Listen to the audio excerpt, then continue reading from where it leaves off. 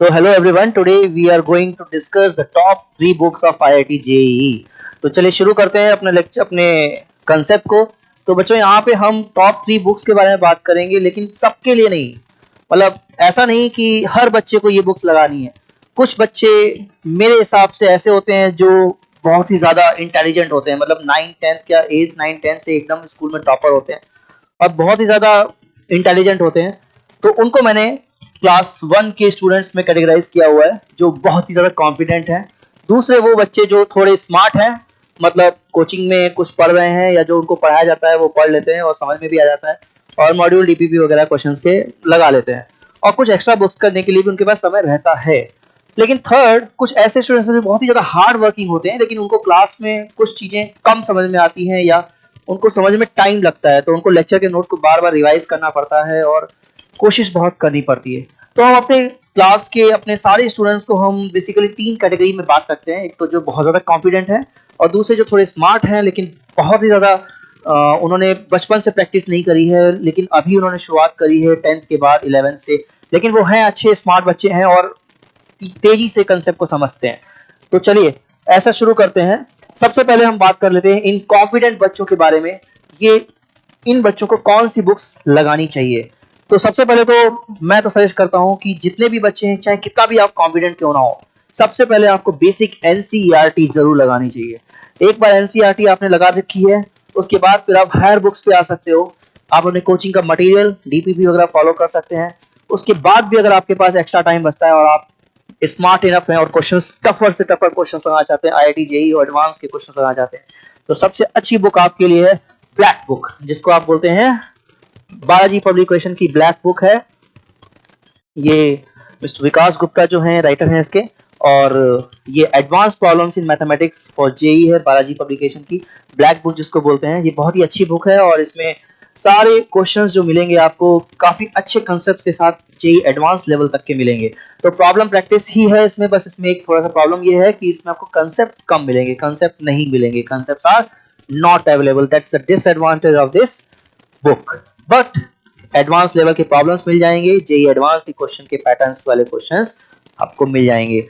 इसके बाद भी अगर आपके पास टाइम बचता है तो आप मिस्टर ए दास गुप्ता की the problems plus in IIT JEE mathematics, ये बड़ी अच्छी बुक है, इसको भी आप ट्राई कर सकते हैं।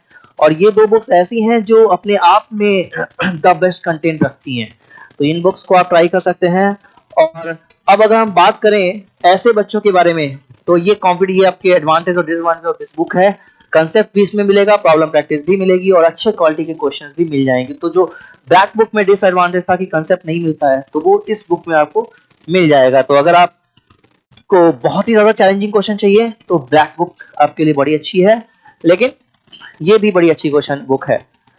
थर्ड, अगर मैं बात करता हूं उन बच्चों के बारे में जो स्मार्ट वन है, मतलब जो कोचिंग उन्होंने बचपन से नहीं करी, मतलब 6 7 8 से उन्होंने तैयारी शुरू नहीं करी है, वो अभी अभी तैयारी शुरू की 10th या 11th के बाद में, लेकिन स्मार्ट इनफ है, वो कोचिंग के कंटेंट को या टीचर के कंटेंट को बड़े अच्छे से समझ जाते हैं और क्वेश्चंस प्रैक्टिस भी कर लेते हैं, उनके पास समय बचता है और वो क्वेश्चंस प्रैक्टिस करना चाहते हैं किसी और बुक से, तो वो इन बुक्स को ट्राई कर सकते हैं। सबसे पहले तो मैं बात करूंगा आर डी शर्मा की, वॉल्यूम 1 और वॉल्यूम 2 में अवेलेबल होती है, ऑब्जेक्टिव मैथमेटिक्स की क्वेश्चन बुक है।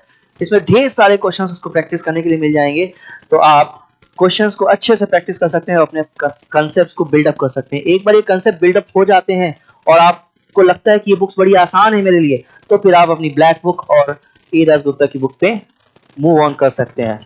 लेकिन उससे पहले आई वुड सजेस्ट कि ये आर डी शर्मा की बुक आप लोग जरूर करें। इस बुक का सबसे बड़ा जो डिसएडवांटेज है, तो इसमें कुछ प्रिंटिंग एरर्स हैं जगह जगह पे, लेकिन दैट्स ओके। अगर आप इतने स्मार्ट हैं, आप इतनी चीज़ों को कंसेप्ट समझ रहे हैं, क्लास में भी कर रहे हैं, और तो फिर आपको प्रिंटिंग एरर्स भी मालूम पड़ जाती हैं कहाँ कहाँ पे एरर्स हैं, तो उनको बस आपने कंसल्टिंग टीचर्स से डिस्कस करके रेक्टिफाई कर सकते हैं। अदरवाइज इसके एडवांटेज बहुत है, इसमें खूब सारे प्रॉब्लम मिल जाएंगे, फंडामेंटल है एडवांस कंसेप्ट के बेसिस पे क्वेश्चंस मिल जाएंगे।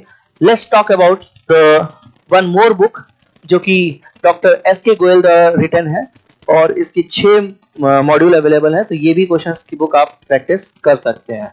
इसमें भी this set of books is very helpful for both JEE mains and JEE advance. और अगर हम बात करें तो इसमें book can feel a bit little too lengthy, they cover a lot of theory portion also, इसमें थ्योरी पोर्शन आपको अच्छा खासा मिल जाएगा। तो जिनको लगता है कि थ्योरी पोर्शन की जरूरत है तो वो कर सकते हैं। और एक और बुक है आपके सामने मिस्टर घनश्याम के तिवारी की, सिंह एज पब्लिकेशन की।